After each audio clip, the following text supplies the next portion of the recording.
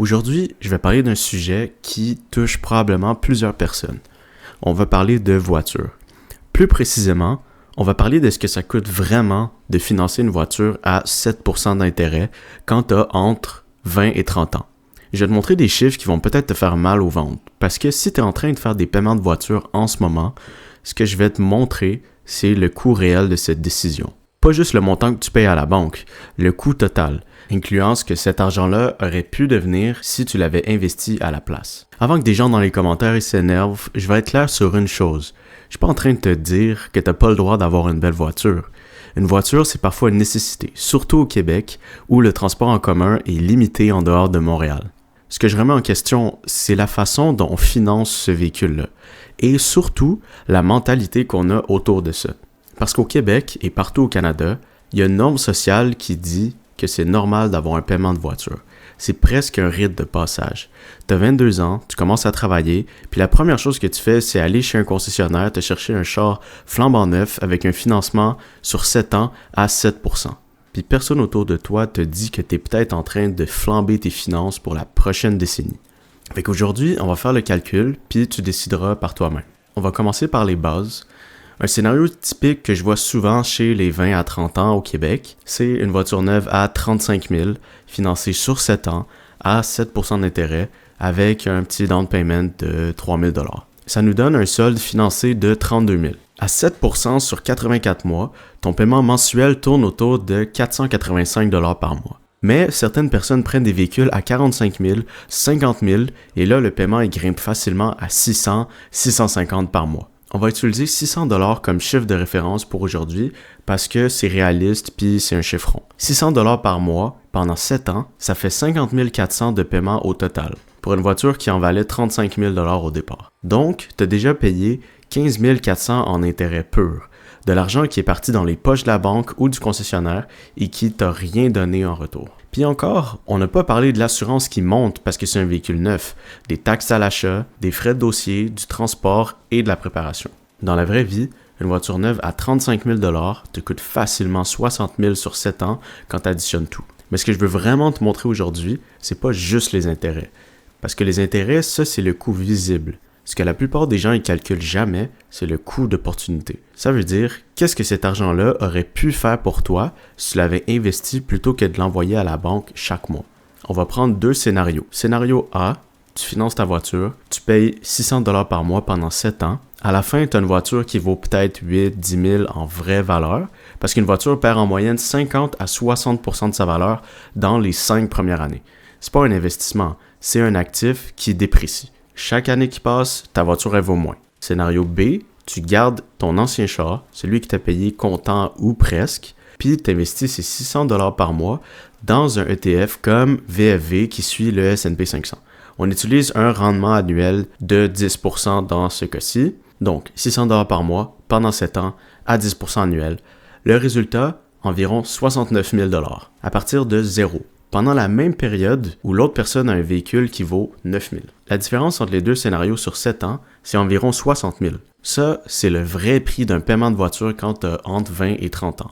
C'est pas 600 $ par mois, c'est 60 000 $ de richesse que tu construis pas. Puis maintenant, si tu laisses ce même 69 000 $ continuer à grossir pendant encore 25 ans sans toucher à rien, parce que tu avais 25 ans quand tu as commencé, à 10% annuel, tu te retrouves avec environ 750 000 $ à partir d'une décision prise à 25 ans de ne pas financer une voiture neuve.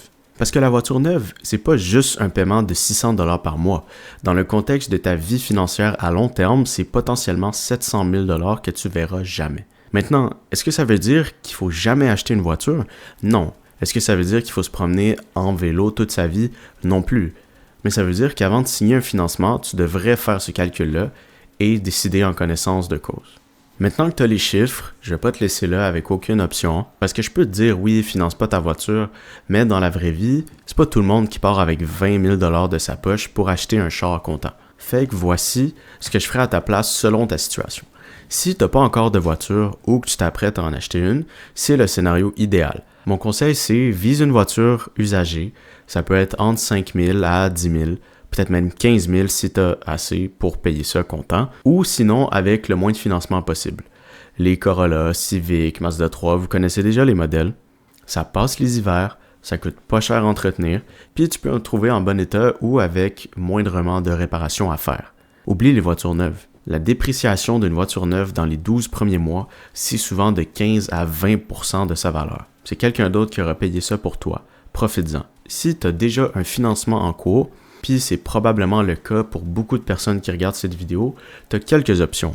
La première, c'est de garder ton véhicule jusqu'à la fin du financement sans le renouveler, puis dès que le paiement est disparaît, tu rediriges ce 600$ automatiquement vers un CELI investi en ETF. Tu peux même automatiser le virement le jour même où le paiement de la voiture aurait sorti. Comme ça, tu ne déshabitues jamais de ne pas avoir cet argent-là. La deuxième option, si ta voiture elle vaut plus que ce que tu dois dessus, c'est de la vendre, rembourser le solde, prendre la différence, puis racheter quelque chose de moins cher, comptant. Ça, c'est un move qui fait mal sur le moment, mais qui peut libérer des centaines de dollars par mois instantanément. Puis si tu es dans une situation où tu as absolument besoin de financer parce que tu n'as pas le choix, pas d'épargne, pas d'autres options, au moins fais-le intelligemment. Vise le terme le plus court possible, pas le plus long. Les concessionnaires vont te pousser vers 84 mois parce que ça rend le paiement mensuel plus petit, ça a l'air plus gérable, mais 84 mois à 7%, c'est une fortune en intérêt. Si tu peux faire 48 mois ou 60 mois, tu t'en sors beaucoup moins endommagé. Puis dès que tu peux faire des paiements supplémentaires sur le capital, fais-le. Chaque dollar de capital remboursé en avance, c'est des intérêts futurs que tu payes plus.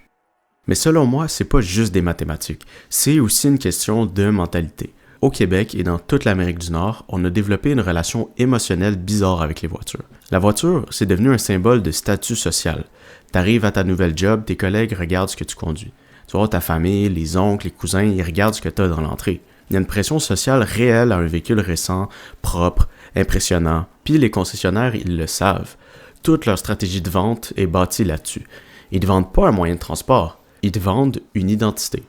Puis le pire dans tout ça, c'est que la plupart du temps, la personne qui te regarde dans l'entrée s'en fout complètement de ta voiture 30 secondes après.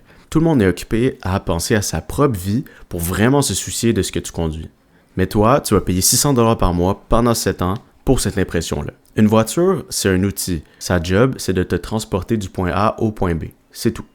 Une voiture 2019 à 15 000$ payée comptant fait exactement le même travail qu'une voiture qui est financée à 52 000$.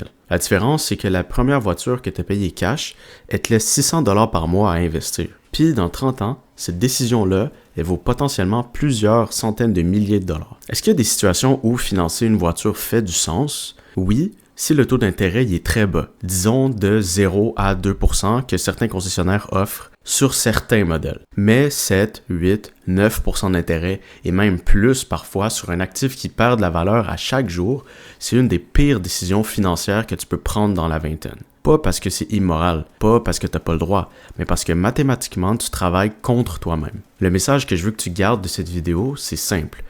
La liberté financière, elle se bâtit dans les petites décisions. C'est le 600$ par mois que tu décides d'investir plutôt que d'envoyer à la banque. C'est le char d'occasion que tu conduis parce que tu sais que l'argent que tu as sauvé est en train de construire ton futur. C'est ça la vraie richesse. Si tu as un paiement de char en ce moment, puis que cette vidéo-là, elle te fait réfléchir, écris-le dans les commentaires. Puis si tu penses que j'ai tort, puis que la voiture neuve, elle vaut le prix, je veux aussi lire ton commentaire. J'espère que tu as aimé cette vidéo.